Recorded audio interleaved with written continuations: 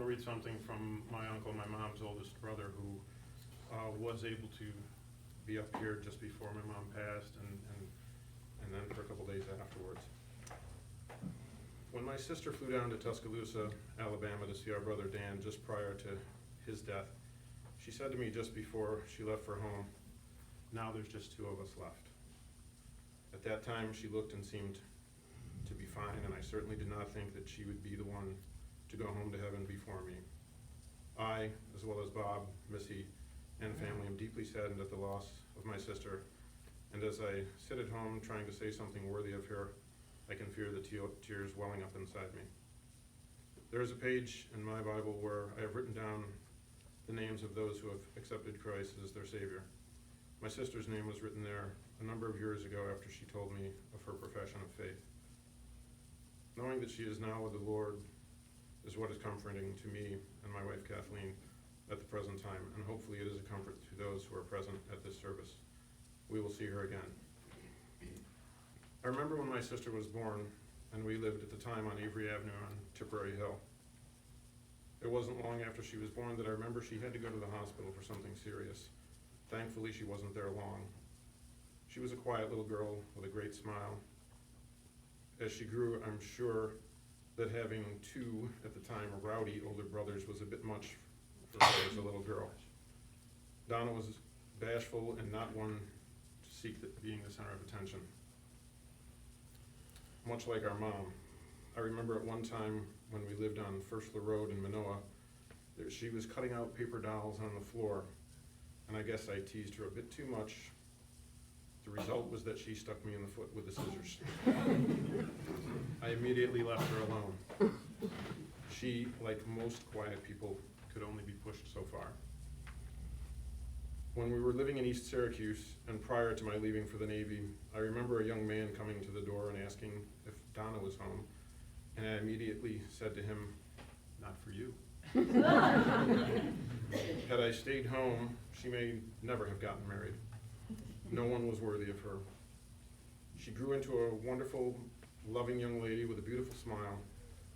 She was a great deal like our mom in that she did not like to see people mistreated, regardless of who they were or where they came from. She was very proud of her children and grandchildren, and I believe they were the center of her life. Only the Lord knows why He chose to take my sister home to heaven at this time. She was a loving, friendly, kind, and beautiful sister with a wonderful heart for all. I loved her deeply, and shall miss her until we meet again in heaven. And my uncle asked me to read from the 23rd Psalm. "The Lord is my shepherd, I shall not want. He maketh me to lie down in green pastures. He leadeth me beside the still waters. He restoreth my soul. He leadeth me in paths of righteousness for His name's sake. Yea, though I walk through the valley of the shadow of death, I will fear no evil. For Thou art with me. Thy rod and Thy staff, they comfort me. Thou preparest a table for me in the presence of mine enemies. Thou anointest my head with oil. My cup runneth over. Surely goodness and mercy shall follow me all the days of my life, and I will dwell in the house of the Lord forever." Thank you, Uncle Bill.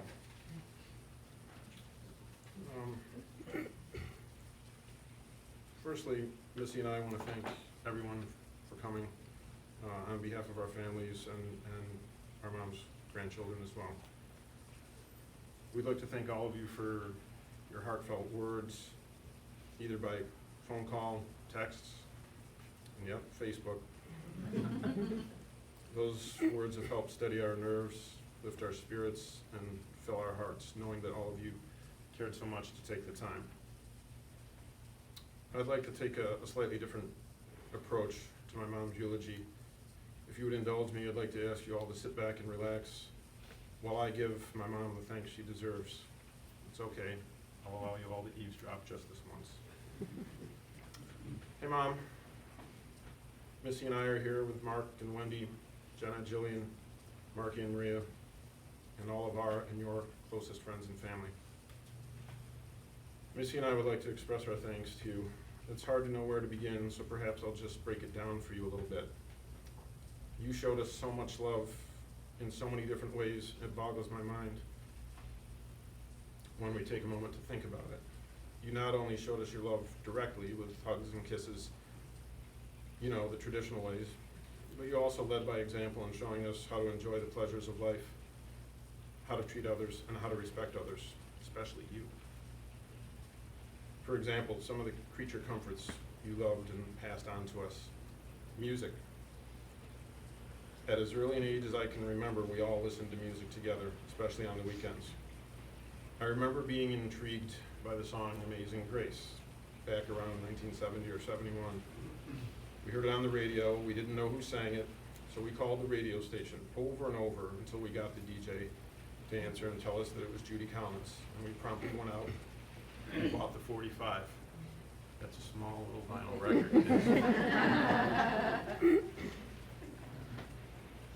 On Saturdays, we would watch the Tom Jones Show, not only for his musical talent, but I also think that you liked how he looked in his tight bell-bottoms. Then there was the Sonny and Cher Show on Sunday nights. We liked them so much, we had to go see them at the State Fair in 1972 when they set all the attendance records at the time. It was so packed that you put me on your shoulders and Graham put Missy on her shoulders and held us up there for the full 45 minutes. That's love. That wasn't the end of our concerts together, though. That was just the beginning. We went to see Prince and Eric Clapton at the Carrier Dome, and you and Phil were going to see Elvis in Syracuse. But Elvis croaked on the toilet that week, and the concert never happened. And Phil angrily, perhaps foolishly, got his money back for the tickets, never knowing that eBay was a mere 18 years away, and he could have made a fortune. You loved food, almost all foods. Sometimes food didn't love you back, but that didn't stop you. I can still see you devouring a butter-slathered corn on the cob, raw potatoes with salt on them, almost anything. You were the reason why I love chicken livers and lima beans. I honestly don't know what Missy's problem is. Animals. From the time I got a puppy for my first birthday from your dad, Grandpa Spath, there were always pets in our house. Parakeets, fish, hamsters, cats, dogs. Even when Missy and I moved out, you still had cats. If one died, you'd say, "No more, I'm all done." And then in no time, you'd have another one. You definitely gave and received unconditional love to those little fur balls. Sports. You loved almost all sports, watching and playing. Even though Uncle Bill told us all how shy and quiet and girly you were, playing with paper dolls, you had no choice but to get involved in sports by having 3 brothers and no sisters. You often told me of playing not softball, but hardball with your brothers. In fact, when your throwing arm was questioned, you cocked your arm back with the ball in hand and accidentally knocked the tooth out of one of your brother's heads with the baseball. As Macy and I were growing up, you encouraged us to participate in sports, and we both played sports in school and in Little League Baseball, with you attending as many games as you could. We watched all the Olympics, the World Series, the Super Bowls every year. Eventually, when I was 21 and you were 38, we both played on the same Poorhouse West softball team together. That's how competitive and cool you were. I can honestly say I was never embarrassed to be around you. Comedy. You enjoyed comedy, both taking it in and being the source of it. You were a bit of a TV junkie, and that was one source of our laughter since we were little. I can still hear your irrepressible laughter with no volume control attached. When Cher called Sonny a horny toad on their variety show, you could not stop laughing and repeating that line for days.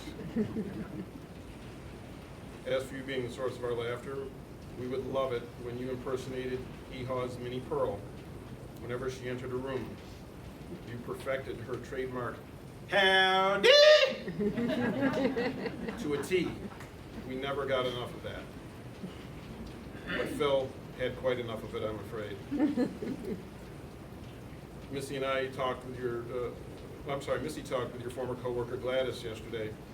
She told of a little routine you both had at work when either of you would sneeze. Even though your desks were right next to each other, if Gladys sneezed, you would secretly call her extension, and when she answered, not knowing it was you on the line, you'd say, "God bless you, Gladys." And you would both laugh until tears came out of your eyes. And when you sneezed, forget about it. The building would shake. People would be like, "Donna, holy cow." And you'd just smile and say, "I can't help it." Somehow I think you could help it, but you were snickering inside at how funny you thought you were. I kind of get it, Mom, if you know what I mean. Sacrifice. You showed your love through sacrifice. From 1970 to 78, we struggled financially, either being on welfare or you working your tail off at Cook's department store in Western Lights to make ends meet. In 8th grade, I was in a concert band at school, and one of my bandmates was selling his snare drum. He wanted $35 at the time, and that was a lot of money for you. I fretted and agonized over asking you for the money for it because I knew you probably couldn't spare it. But when you found out that I wanted the drum, you hugged me and told me not to worry, and you came up with the money. Generosity. You were not only mine and Missy's moms, you were the mom of all of our friends. We had so many sleepovers over the years, and when we would go to Green Lakes on the weekend with you and Phil, you'd let us each bring a friend. You even let us bring friends when we rented a camp for the weekend at Sylvan Beach. The show must go on. I talked to Mike Sacco the other day, and he had told me that on rare occasions when he wasn't working for his dad, a tornado warning? And doing moving and landscaping, we were the only family that he was allowed to go places with because his parents liked and trusted you. Perseverance. In your own words, you had a rough start in life. After becoming a single mom at 23 with virtually no work experience, you finally got that job at Cook's department store, and we finally got off welfare. You studied, you got your GED, and then you got laid off from Cook's, unfortunately. You went to business school, and after 2 more retail gigs at Casual Mail and GNC, you landed your career job at Onondaga County Department of Social Services. I never saw you so happy as when you got that job. You were a committed, dedicated, loyal county employee. You rarely called in sick until you used many of your well-earned sick days and vacation days to take care of Phil when he got sick with cancer. After 26 years, you took a well-deserved retirement. You had a lot of plans for your golden years. I remember you telling me that you wanted to go to Scotland with your supervisor, Nancy, and you wanted to go on an Alaskan cruise. Unfortunately, those things never happened. I know we fought over the years, and for that I feel terrible. I never thought very deeply about why we argued. I know I came across as critical of you, and I know that I felt frustrated with you from time to time. I know now that I wanted you to chase your dreams the same as Missy and I chased ours. I didn't want you to give that up just because you were retired or you didn't have Phil to do those things with. I was angry that it appeared that you had quietly given up and you were slinking into the shadows, sad and alone. You deserved to treat yourself better than that. You earned it. I didn't know it at the time, but perhaps you were slowly losing your health. 2 years after you retired, I insisted that we go to your doctor and get referred to a neurologist. The signs were there that something was wrong.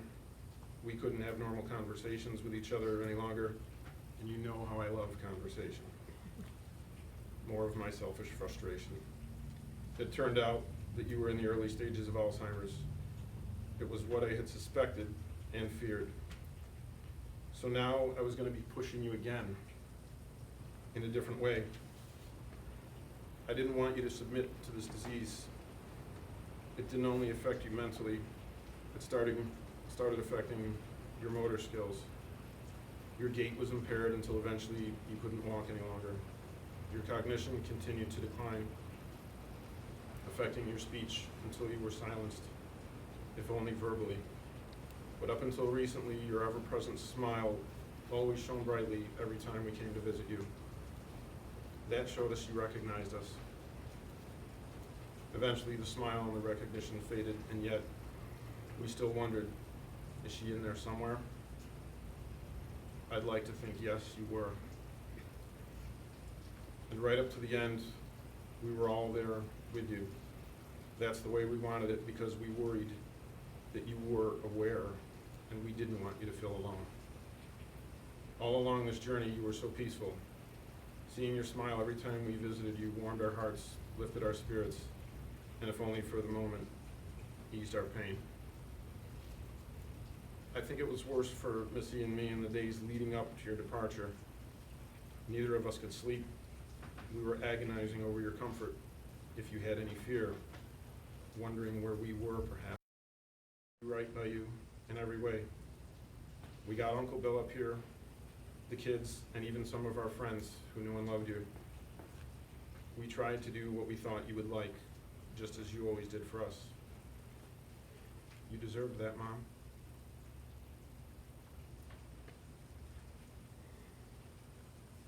Thanks for the talk, Mom. We'll do it again real soon. We love you.